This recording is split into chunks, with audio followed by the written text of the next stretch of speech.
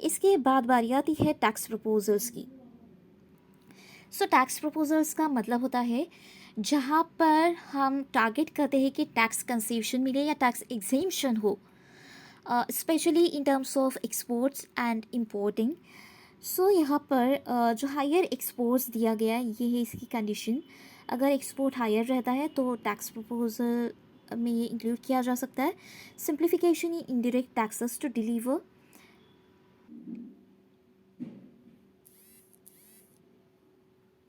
तो indirect tax और direct tax हमारा हो गया। डायरेक्ट टैक्स में इनकम और हमारी इनकम और प्रॉफिट पर टैक्स लगाया जाता है। इनडायरेक्ट टैक्स में गुड्स एंड सर्विसेज पर चार्ज लगाया जाता है।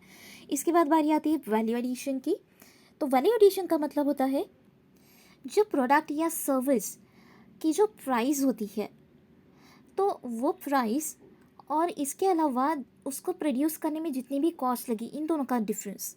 That means difference between the price of product और service and cost of the production of that particular product और सर्विस। इसके बाद है हायर डोमेस्टिक मैन्युफैक्चरिंग। अगर हमारी डोमेस्टिक मैन्युफैक्चरिंग हाई होती है तो ऑब्वियसली ये टैक्स उस पर कम लग सकता है। मतलब टैक्स एग्जेम्पशन तो हमें नहीं मिल सकता, लेकिन टैक्स कंसेशन ज़रूर मिल सकता है। इसके बाद बारी आती है changes to custom duty. Custom duty का मतलब है जो इंपोर्ट और एक्सपोर्ट पर जो टैक्स लगाया जाता है, that is known as custom duty. So import of mobile camera lens and capital goods for manufacturing Li-ion battery, that means lithium ion battery in the country. So lithium ion battery की बात इसलिए की जा रही है क्योंकि lithium ion battery जो है ये रिचार्जेबल बैटरी होती है, हम बार बार उसे रिचार्ज कर सकते हैं। तो इसका प्रोडक्शन हमारी ही कंट्री में हो, इसके लिए मोबाइल कैमरा लेंस लगता है, कुछ कैपिटल गुड्स लगते, तो ये हमें इंपोर्ट कराना होगा। तो इसकी कस्टम ड्यूटी में कुछ चेंजेस किए जाएंगे। इसके अलावा denatured ethyl alcohol. Denatured ethyl alcohol का मतलब होता है ऐसा अल्कोहल जिसकी टेस्ट बहुत ही बिटर होती है कंजम्पशन करने के लिए, that is known as denatured ethyl alcohol. तो इसमें कुछ केमिकल्स मिलाए जाते हैं जो कि डीनेचर्ड होते हैं। इसके बाद है इम्प्लीमेंटेशन ऑफ की inputs for the purpose of producing shrimp feed. मतलब जो मराइन लाइफ है उसे उसका प्रोडक्शन बढ़ाने के लिए जो भी की इनपुट्स इसमें लगाए जाएंगे वो इम्प्लीमेंट किए जाएंगे। Seeds are to be made available for manufacturing lab grown diamond. Lab grown diamond का मतलब होता है कि इसमें जियोलॉजिकल प्रोसेसेस से लेबोरेटरीज में डायमंड प्रोड्यूस किया जाता है जिसकी फिजिकल, नेचुरल और ऑप्टिकल कैरेक्टरिस्टिक्स जो है वो रियल डायमंड की तरह होती है, that is known as lab grown diamonds.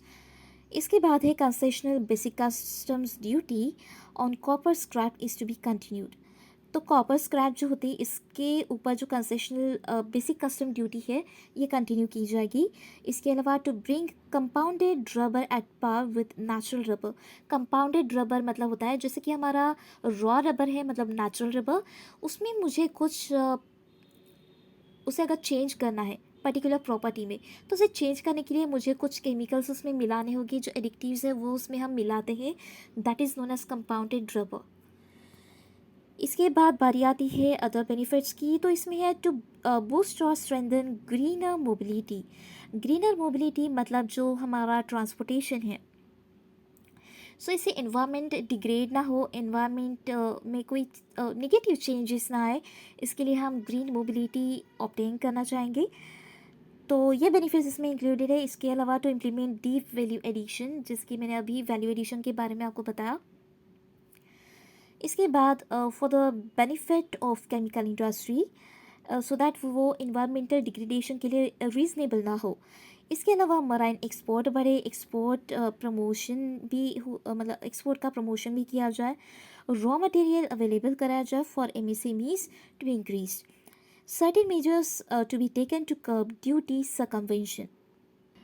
तो जो एंटी डंपिंग ड्यूटीज़ होती है ऑन मर्चेंडाइज, तो वो एंटी डंपिंग ड्यूटीज़ को अवॉइड करने के लिए जो भी मैकेनिज्म होता है that is known as duty circumvention. इसके बाद बारी आती है डायरेक्ट टैक्स प्रपोजल की। जैसे कि डायरेक्ट टैक्स के बारे में मैंने अभी आपको बताया, हमारी इनकम के ऊपर या प्रॉफिट के ऊपर जो टैक्स लगाया जाता है that is direct tax. So more than 6.5 crore returns to be processed this year.